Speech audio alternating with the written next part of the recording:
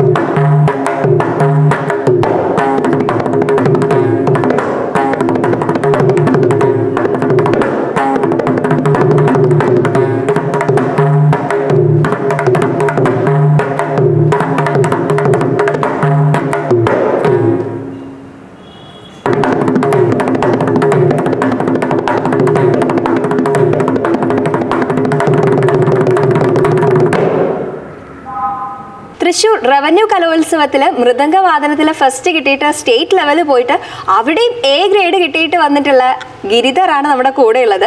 അപ്പോൾ ഗിരിധർ, എങ്ങനെ ഉണ്ടായിരുന്നു ഈ ഒരു സ്റ്റേറ്റ് കലോത്സവത്തിൽ പങ്കെടുത്തതിൻ്റെ ഒരു എക്സ്പീരിയൻസ്? വളരെ നല്ല എക്സ്പീരിയൻസ് ആണ്.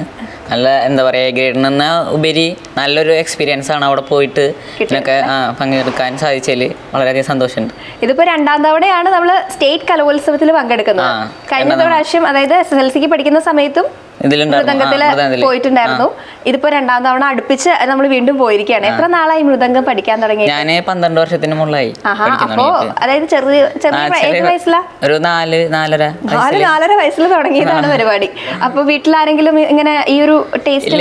ചേച്ചി പാടും, ഡാൻസ് അങ്ങനെ ഉള്ളൂ, വേറെ അങ്ങനെ പാരമ്പര്യമായിട്ടൊന്നുമില്ല. നമ്മൾ ഈ ഒരു 4-4.5 വയസ്സിൽ ഇങ്ങനെ കൊട്ടൊക്കെ കണ്ടിട്ടാണ് അച്ഛനും അമ്മയും കൊണ്ട് പഠിപ്പിക്കാന്ന് വിചാരിച്ച്? അത് എന്താ പറയാ, ഞാൻ പറയായിരുന്നു, അമ്മോട് പറഞ്ഞതാണ് ഞാൻ എനിക്ക് പഠിക്കണം ചെറുപ്പത്തില്. അപ്പൊ അമ്മ അങ്ങനെ ഇതിന്റെ കൊണ്ടുപോയി ചേർത്തതാ. സാധാരണ കുട്ടികൾ ഇങ്ങനെ ചെറിയ ഇൻട്രസ്റ്റ് ഒക്കെ തോന്നും, പക്ഷെ അത് കുറച്ച് കഴിയുമ്പോൾ വിട്ടുകളയും. ഇത് വിട്ടുകളഞ്ഞില്ല, ഇതാ ഇപ്പോഴും കണ്ടിന്യൂ ചെയ്ത് പോകാം. അതിന്റെ ബാക്കിൽ എന്റെ അമ്മയച്ഛൻ തന്നെയാ എന്നെ വിടാൻ സമ്മതിച്ചിട്ടില്ല. എല്ലാത്തിലും ഇടയ്ക്കൊന്ന് വിടാൻ തോന്നിയാലും പറ്റില്ല. ഇപ്പൊ നമ്മള് നല്ല ഇൻട്രസ്റ്റിലാണ്. ഇപ്പൊ നമുക്ക് വേണം ഇനിയും പഠിക്കണം എന്നുള്ളൊരു ഇൻട്രസ്റ്റിലാവും അല്ലെ. പ്രത്യേകിച്ച് ഈ കലോത്സവങ്ങളിലൊക്കെ പോകുന്ന സമയത്ത് അത് ഭയങ്കരമായിട്ട് നമുക്കൊരു മോട്ടിവേഷൻ ആണ്. ഇനിയും പഠിക്കണം, ഇനിയും ഒരുപാട് ഉയരങ്ങളിൽ എത്തണം എന്നുള്ളൊരു കോൺഫിഡൻസ് ഒക്കെ നമുക്ക് കിട്ടും അല്ലെ. ഇപ്പൊ നമ്മള് തിരുവനന്തപുരത്ത് പോയിട്ട് മത്സരിച്ച് വന്ന് നിൽക്കുകയാണ്.